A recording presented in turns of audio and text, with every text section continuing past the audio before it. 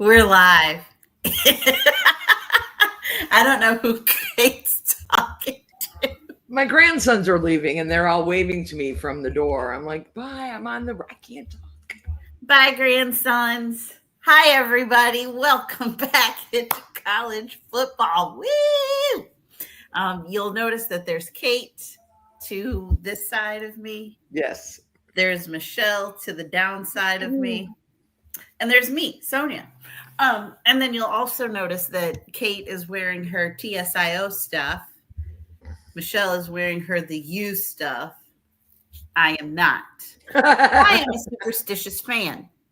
I cannot wear Michigan gear during the season. I don't know. I'm pulling out my national championship coffee mug. Hang on a second. I'll be right back. I was going to say, if you don't have one, my daughter's boyfriend has one from Michigan from the year before. I can have him bring it over. Michelle, how you doing? Long time no see. I know. It's been a while. I know. You were at the game this weekend, the U? I was. That was a really good game. It was. Got my national championship. Leave me alone. I will go get the Michigan mug if it'll make you happy. I figure if you and I bet on this year's game and I lose, I'll drink out of it and post a picture of that one on Instagram. Ooh, perhaps. I'll have to think about that one. Hey, Kristen. Our friend Kristen is in the chat. Oh, if you're watching us on Facebook or X, please come over to the YouTube channel where you can add comments in the comment section, whichever side it's on. And maybe we'll put your question on screen or your comment and we'll talk about it. Yeah. Especially, we love an interactive chat because y'all have some great questions and we love to bring them up and talk about it and all the things. But college football is back. I'm so excited. It was a great first weekend. What should we talk about first? Dang, so much to get into. I mean, the rankings. I thought the preseason rankings were interesting. And then, as we all know, let's play a few weeks. And everything will settle themselves out. Yes, I understood why Texas was ranked first. The Buckeyes were in 3. I wasn't sure how Penn State ended up in 2nd, but whatever. Thank you. I didn't get that.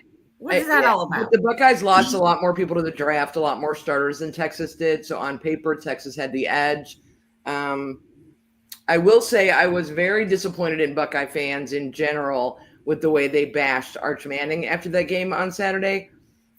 It was his first start away from Texas, and the Ohio State defense is pretty darn good.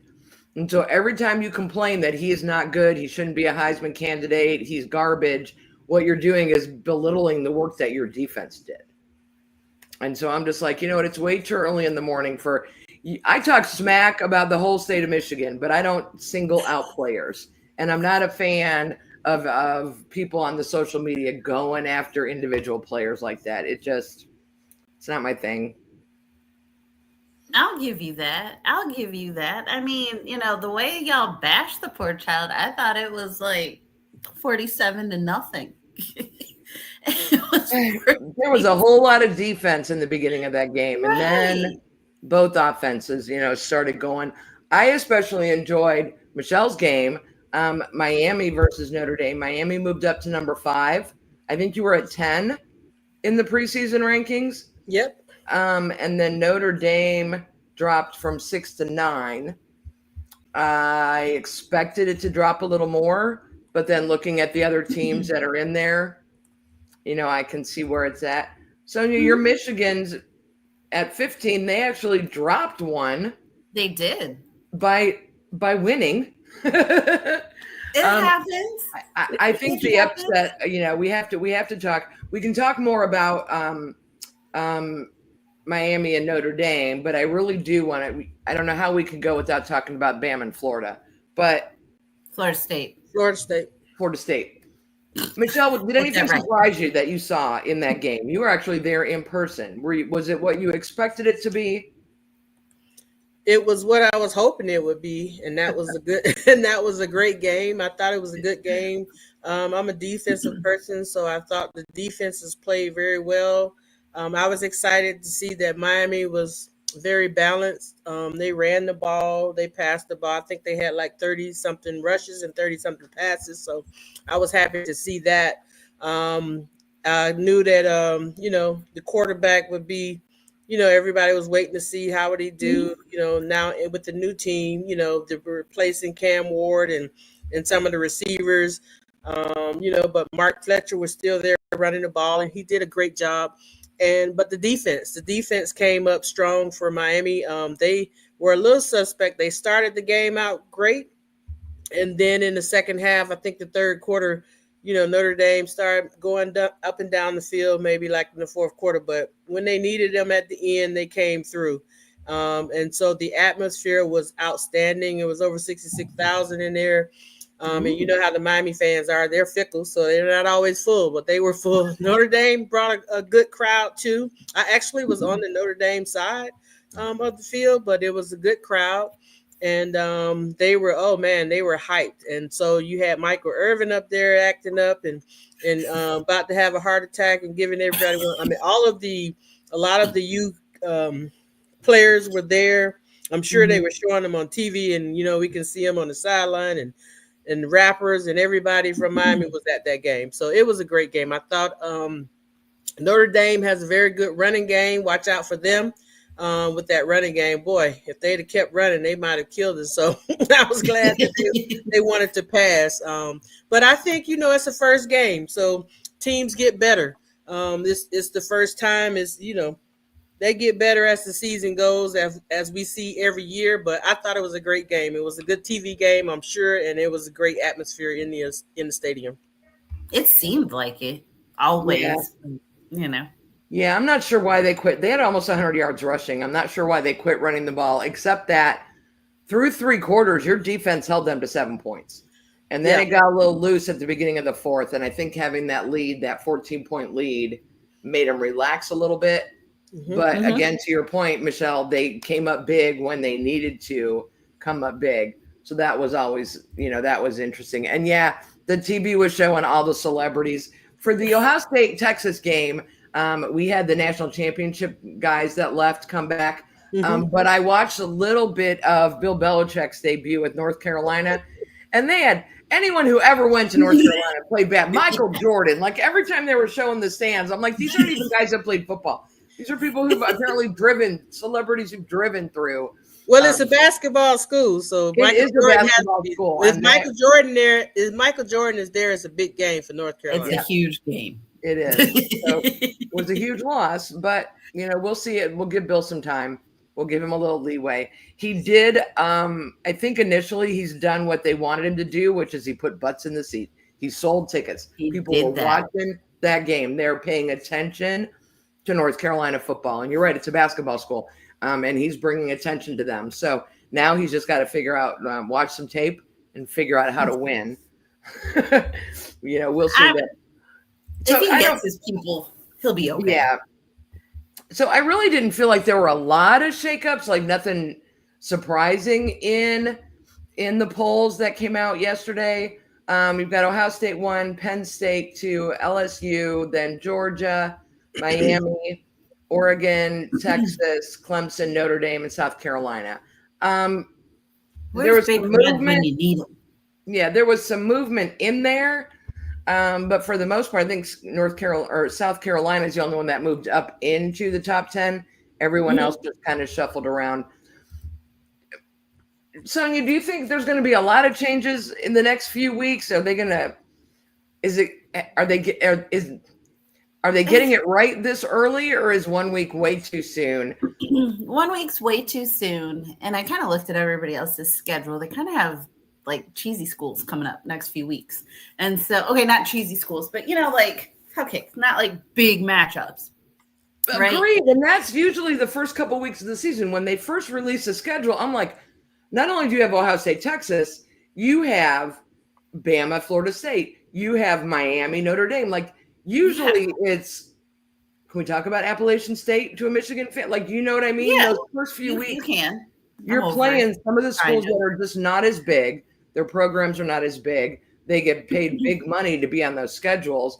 And I was mildly impressed that some of these schools had very big opponents week 1. Yeah.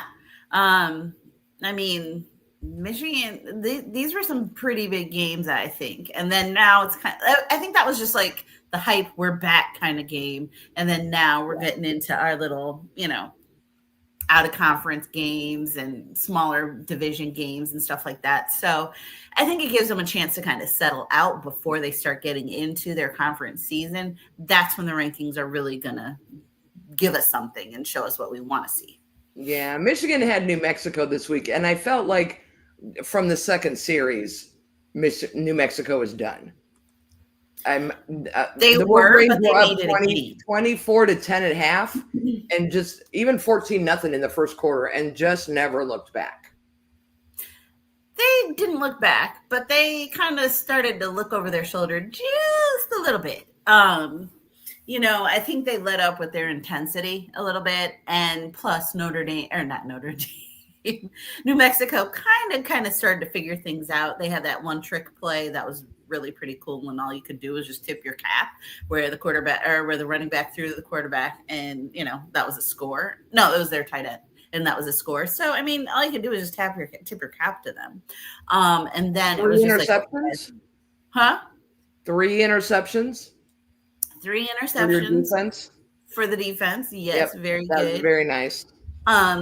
I guess it's a controversial targeting call. I mean, I don't know. Did y'all see that? What do you think? If I comment, you guys are gonna be like, "Oh, you're Michigan." I got no love for Michigan, but even when we were watching it, we're like, okay, unnecessary roughness, yes. Targeting, he didn't leave his feet, he didn't launch, he didn't lead with the head. Like, apparently, this is like defining a catch in the NFL. I guess I don't know what targeting is, because I didn't see any of the elements of what we're told to look for targeting. Agreed. And it's sad because he not only got suspended for the second half of that game, but now he's out for the first half of next week. And that's where that kind of penalty is difficult when you think they got it wrong. And I don't know, is that something they can appeal, and can they go back later and say it wasn't targeting and let him play the first half this week? Does it matter? Do you need him for the first half? I think it could help set the tone more.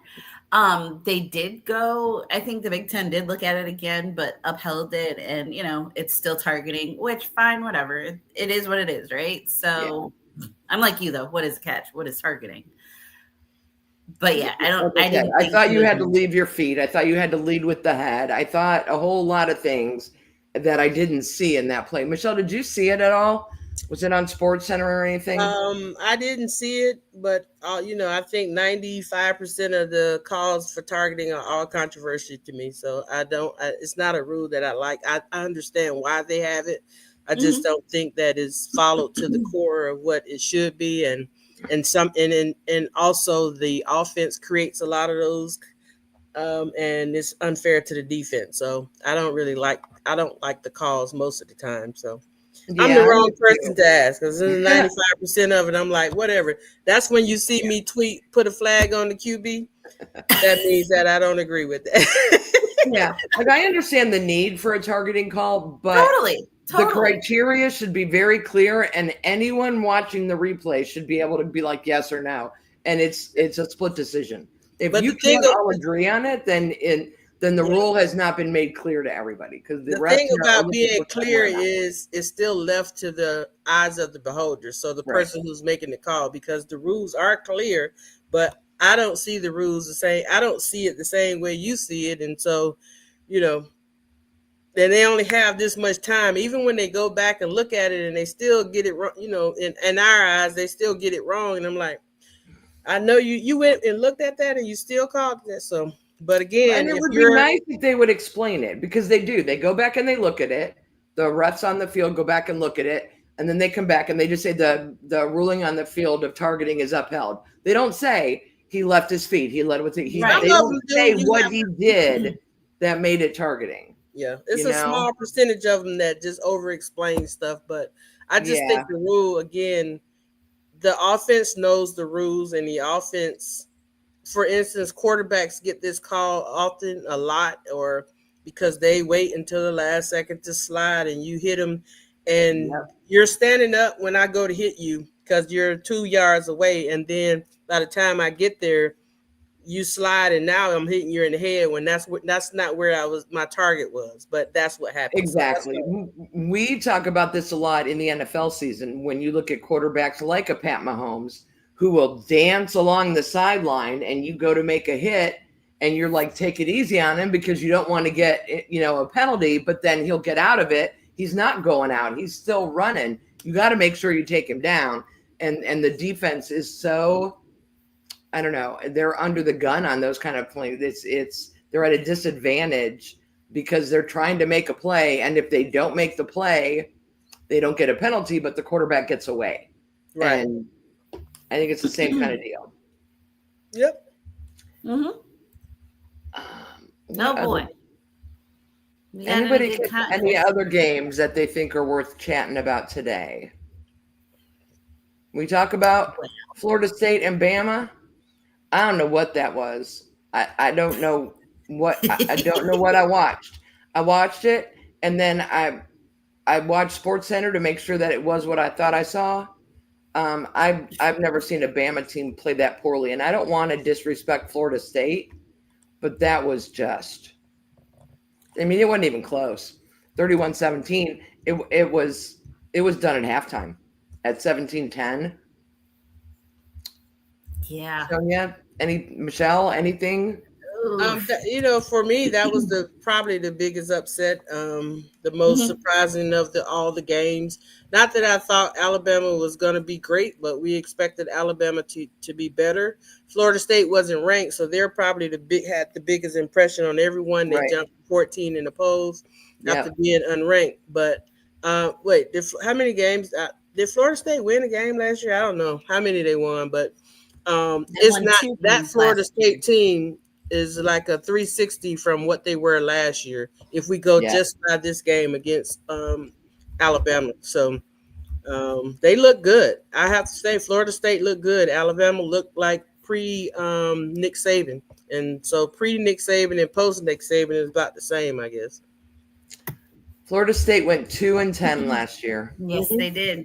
Yeah, I'm like, they did win a game. They won 2. And I think they've got something to prove this year. At least that's what we saw this week. How long has Nick Saban been gone? Are we just out of all the players that he recruited 2 now? years. Yeah, I think is it 2? I think it's 2 seasons or whatever. But yeah, probably. A lot of them transferred. Yeah, he left, so a lot of them transferred. So basically, they're probably out of his recruits, and they got to start over. So it's going to be a while. It's going to be a while. And, you hear a lot of people saying Kyle DeBoer is not SEC. He's not SEC material. I'll be honest. I mean, I didn't think he was going to be the right coach for that team. I don't know why I felt that way, but I just did. I mean, granted, yes, he did some fantastic things with Washington and, got them to the national championship game.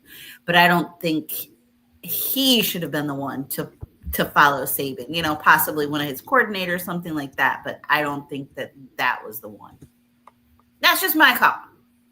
And I think Big Ten football is very different than SEC football. And technically Washington, I think, was still Pac-10, Pac-12, whatever they were. Yeah. That conference that doesn't exist anymore. The Buckeyes, I will not deny that we have benefited from Nick Saban leaving because our quarterback, Julian Sayin, I don't know why his parents didn't name him Justin, so I could say just saying. And his favorite wide receiver, Jeremiah Smith, both were in the same recruiting class out of high school and were at Alabama for a year before hitting the portal and coming to the Buckeyes. So we have benefited from Nick Saban's departure.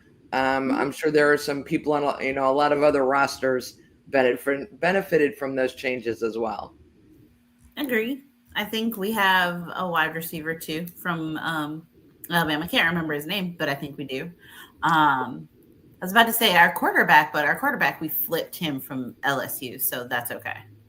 But still, very good. So Big Red's favorite team, South Carolina, beat up on the Virginia Tech Hokies this week. Now, I love me some Virginia Tech just because they have the best entrance of any college football team I've ever seen play.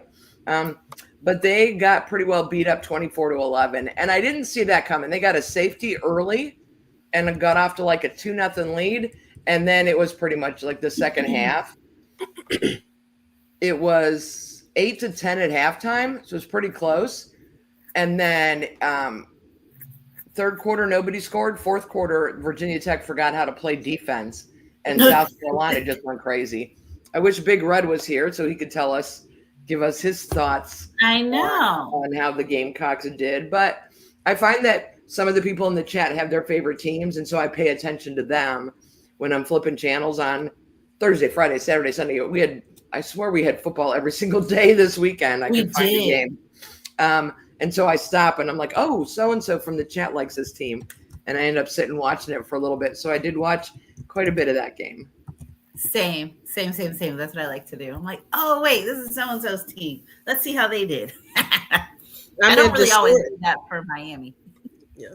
The story for that game, of course, is Shane Beamer beating up on his dad's former team. So, that had to be nice to go in. And that game was at Virginia Tech, correct? Or was it in Atlanta? No, it was in Atlanta. I think it was a neutral site. They were a neutral site in Atlanta, but him having, going in against his dad's team or where he grew up, I'm sure, and going and pulling out that win. So got to be excited for him. Probably excited for his dad as well, and excited for South Carolina. They're getting off to a great start, and you have to do that in the SEC with the conference that they have. So everybody wants to be 1-0. That puts you on the top, and because you have those, like you say, they have the easier part of their schedule in the beginning. These first 2 weeks, some people opened up with good teams, but you have those easier times before you start getting into your conference play. So you have to take advantage of all your non-conference games because in the end, those will be the games that push you over when it's time, when you're on the bubble for making the playoffs. So good win for South Carolina. Yeah, solid win. So I was looking at the schedule for this weekend, and really the only game I found that I thought might be interesting, because it's the only game I could find with two ranked opponents, is number 15 Michigan at number 18 Oklahoma. Nobody else that's ranked is playing anybody that's ranked, which I thought was very interesting. We talked about Michigan. They beat up on New Mexico this week, 34-17. Oklahoma, where are you? I can't find them. Here they are. They beat up on Illinois State, 35-3. I mean, I guess both offenses can put up points. Yes. That's a good game. That's a good box score. Yeah, that one should be a big game to watch. You always have you have a couple of rivalry games already. Iowa and Iowa State playing. That's early. Ole Miss and Kentucky could be a good one. You never know with the SEC right. team. So true. I would expect that one, even the Oklahoma State Oregon game, but we'll see. Never know. I'm just praying and hoping those are good games. So I'll probably be watching them. That'll be a good late night games. Oh yeah, I can't go to sleep. You stay up with those Pac-12 teams, and I'm gonna continue to call them Pac-12. I don't care that they don't exist. I can't argue with you. Who does you have this week? Oh, Bethune-Cookman. Yeah, they're playing Bethune-Cookman. You know what? UM plays a lot of home games these first few games. Okay. Yeah. So let's see. Duke and Illinois. That's a basketball game. Plays right. Florida State plays East Texas A&M. Literally, watch out for Florida International. As the old FAMU coach is now the head coach over Willie Simmons over at Florida International. He left FAMU and went to Duke as an assistant, and now he's the head coach at FIU. So let's see what he has. We'll see how he's looking. Person throwing some shade. State. Grubb is a poor OC, says a Hawks fan. I didn't want to hit you girls with it week one, because we're still trying to get a feeling for what we've got. I think after 2 weeks, though, I am going to be out next week Okay. But the week after, I think we all need to bring our people that we need to start watching for the Heisman. I think we did a really nice job last year. One of I the think guys that we watched all season won the Heisman, Mr. Travis Hunter. We talked about Ashton Jinsey that first week, who ended up being a baller of a running back all season, and we'll get to watch him on Sundays in the NFL this year. So I think we did a good job last year of picking a few people for folks to keep an eye on, some names that they should know. And so I'll give y'all 2 weeks when I'm going to be on vacation next week. You guys are still going to carry on without me. But when I get back, I think the three of us should each have someone that we want people to keep an eye on. I'll agree. And in the chat, if there are any players that you really like that you want us to keep an eye on, let us know. And we'll do some scouting, see if we can find them in the game and see what we think. Well, I have a fun fact that I would like to share from the National Football Foundation. We love to hear it. There is a record number of college graduates playing on teams this year. There are 302 schools that have a college graduate. 3,675 college graduates are on teams this year. And for the FBS, it's like 2,255 on FBS, with Virginia and Northwestern having the most. They both have 34 each of college graduates on their team. And in the FCS, Tennessee, they have like 1,083. Those are from 86 schools, and Tennessee Tech has the most, 32. That is a lot of graduates. And this is the fourth time that there's been over 3,000. I guess they started keeping this stat probably in 2017. It was only 900 and something college graduates. So they get redshirted their freshman year. They went through 4 years, got their degree, and now they're working on their graduate school work. So they got 1 year of eligibility left. Or some people finish early. Some people finish in 3 years in the summer. And then they play graduate. But with the COVID year and all of the years, lot of people are, it says two things. One, kids are staying in school because they're getting paid. This is my thinking. They're staying in school, they're getting paid. And if you can stay and you still have eligibility, why not finish and go and get your graduate degree? So that's something that the NCAA can boast. They can still say it's still all about education. And then two, people are leaving college. These players are leaving college with graduate degrees, and that is good for them as well. And good, once again, good for the universities on the university side, because that's something that they can boast. Yep. I think the university system the NCAA has always had sort of a partnership with the NFL to try to keep them in school. You can't enter the draft until after your third year, your junior year, or 3 years after your high school class, or whatever, all that. And I understand a lot of it because physically the size of the men in the NFL, maybe it works in basketball. I wish basketball would make them stay a little longer because it's harder to build those dynasties in basketball and college basketball because they're still doing one and done. But I understand physically you can play basketball at 19 in the NBA. I don't know that you could play in the NFL at 19 unless you're a kicker. Yeah. I mean, so it's nice to see that they're not just sticking around for 3 years and then going. They're actually getting their degrees. You're right. They're getting paid. I think some of the guys that were leaving and going to the NFL that were not your top tier talent, like you have to, if you're Cam Ward, if you're Travis Hunter, if you're those guys, you have to go. Marvin Harrison Jr., you go after your junior year. You're going to go in the first couple rounds of the draft. You're going to make your money. Those guys going in rounds 5, 6, 7 are not making that kind of money, but they have families that they need to help out. They have bills to pay. Some of them do. Some of them. And I think you're right. They benefit from staying in school. They're getting that NIL money, which helps them actually get their degrees so that when football is done for them, they've got something to fall back on. I love that statistic, Michelle. I love that a lot. I figured you would, being the stats person that you are, Kate. And so also, you think about when I mentioned the pandemic, because the numbers rose right in 2021. So that's when they first had the 3,000. So 3,000, remember, it went from 970. It was right around the thousands. And then in 2021, everybody got that COVID year, 3,200. Yeah, you got a free year of eligibility, right? Yep. So 2021, 2022, and 2024 has all been over the 3,000 mark. Excellent. Good job.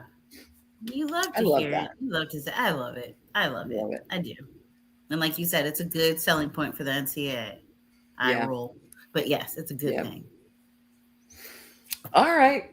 I think that's a wrap for today. We touched on some of the bigger games. Mm-hmm. We looked at the rankings. Not a lot of shakeups. Yes. We'll see. I think we're going to start the next couple of weeks. We'll start to see some more upsets. And to me, the upsets, they called Ohio State over Texas an upset. It was a 1.5 point diff. It's too early in the year for big upsets because I just think the rankings are still trying to figure themselves out. They'll settle down, but you never know. So we'll see what the next couple of weeks bring. I'm just so excited we have college football again. I really am. And as always, I'm excited to talk to you ladies. Thank you so much to the folks that joined us in the chat. Sonia and Michelle will be here with you next Wednesday. I will be sipping Mai Tais on a beach somewhere, but I'll be back with that. So, nice. We love a good Mai Tai on the beach. Yep. So for the Archer Football College podcast, Archer Football Podcast College Edition. Is that what we are? Yeah, exactly. We're Sonia and Michelle. I'm Kate. Thanks for tuning in. Bye, guys.